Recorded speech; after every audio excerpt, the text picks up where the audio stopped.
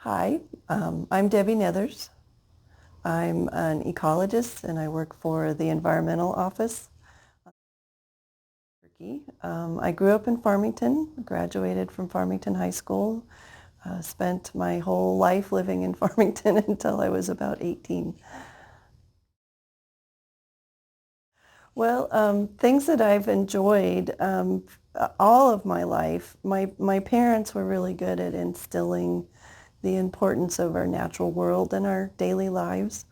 We would spend every summer up in the mountains of Colorado, in the San Juan Mountains.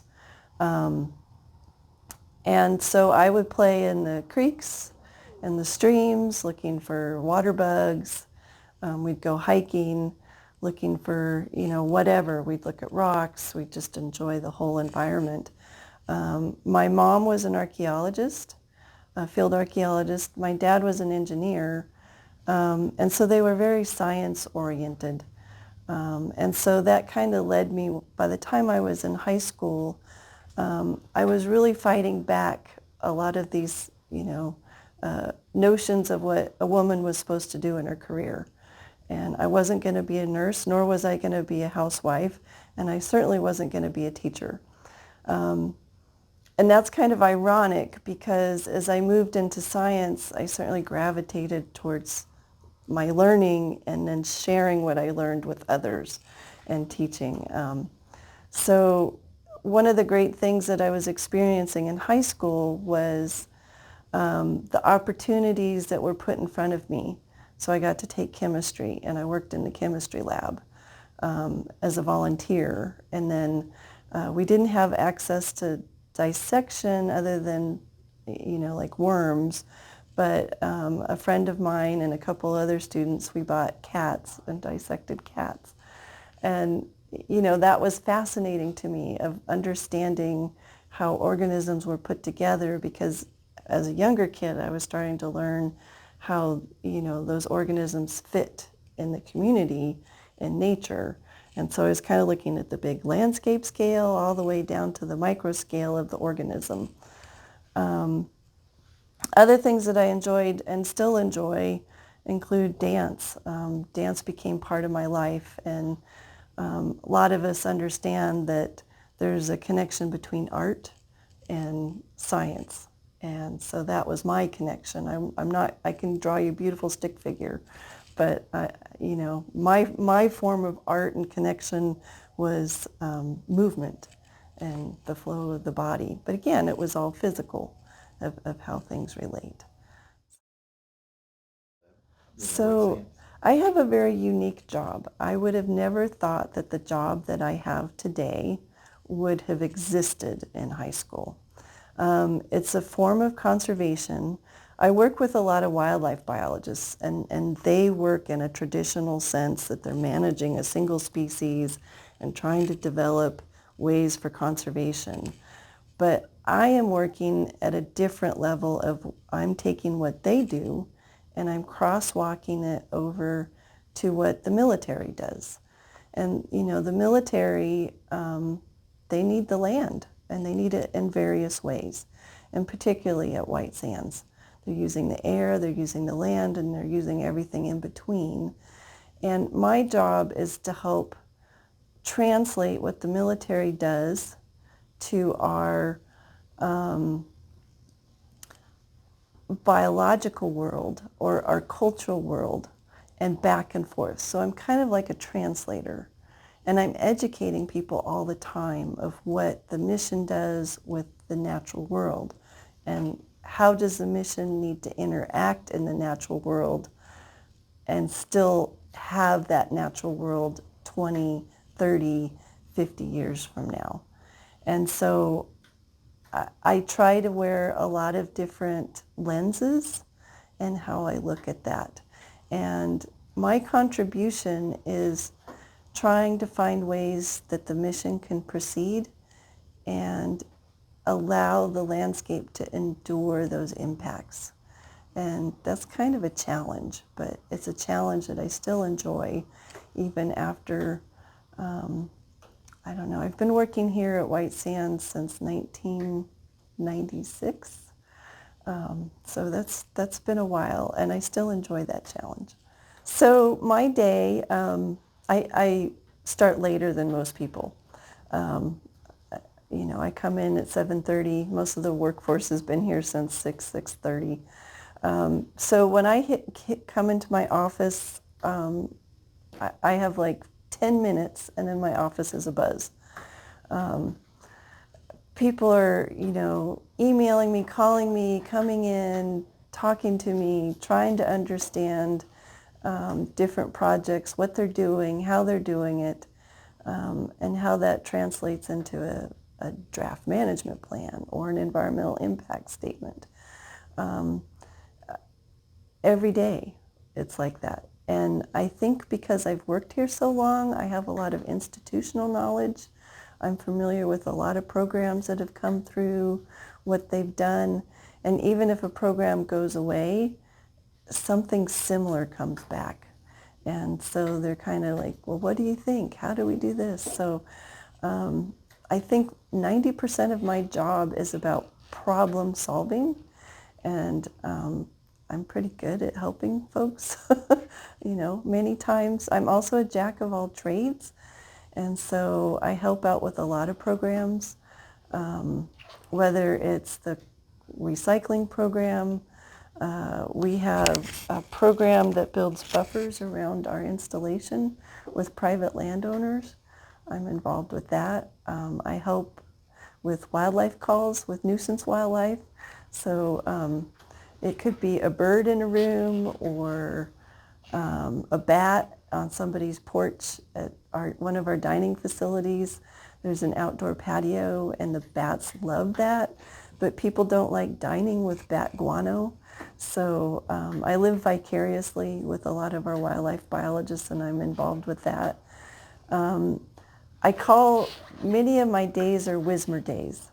Not a single day is identical. And that's kind of what Wismer is. Every day is different.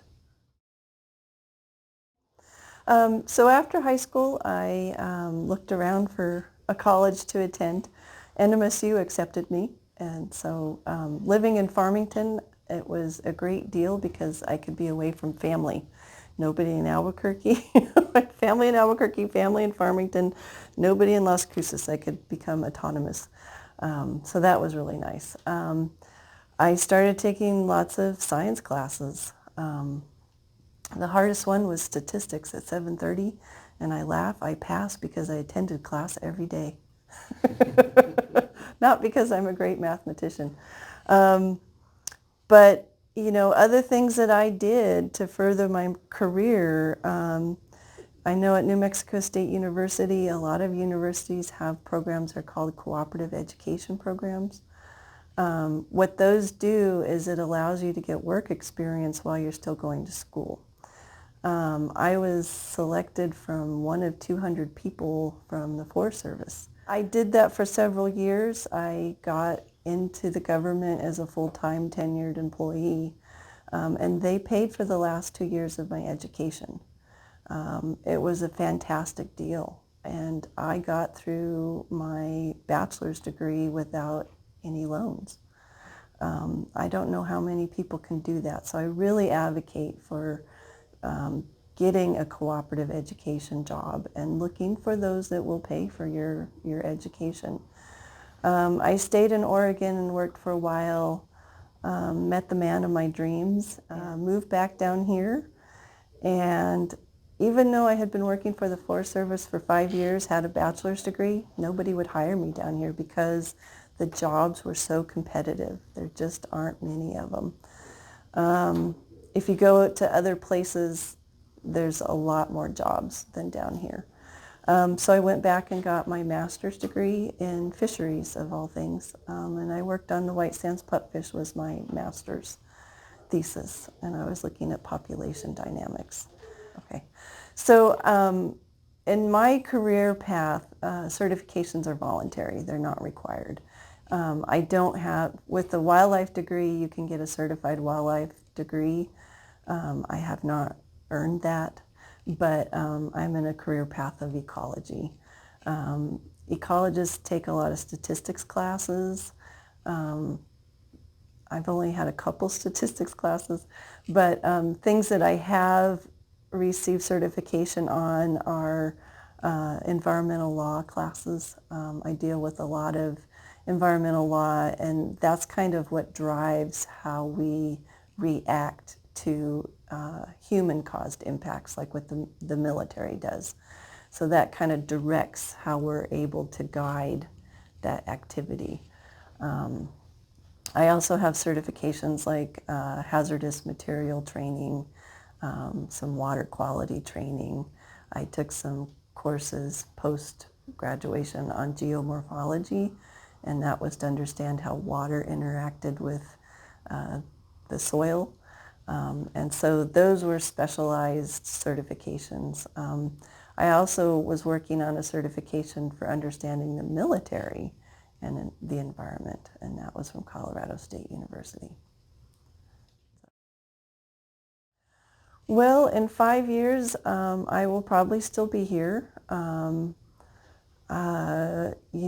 Probably doing some of the similar things here. I know our tenant base is going to be changing in the future, and so I'll have some new challenges, and some of those challenges are going to involve a different kind of disturbance on the landscape. We're probably going to have more boots and wheels on the ground. Right now, White Sands is, typically used to an air activity, and those impacts are a lot different than boots and wheels. So I'll have some new challenges coming up, and I look forward to them. I think a lot of people see glamour in other forms of science right now. There's a lot of emphasis on robotics, but there's a world out there that involves natural resources, and there's a lot of unknowns still, and especially when it comes down to identifying organisms. We're losing the people who understand what our plants are, our insects are. And there's still a lot of insects that have never been described. There's plants out there that have never, the descriptions are changing all the time. And so understanding these lineages of plants from an evolutionary standpoint and how our day-to-day lives impact that as a human and those interactions. And there's a lot of questions that can be answered, and they use all forms of science.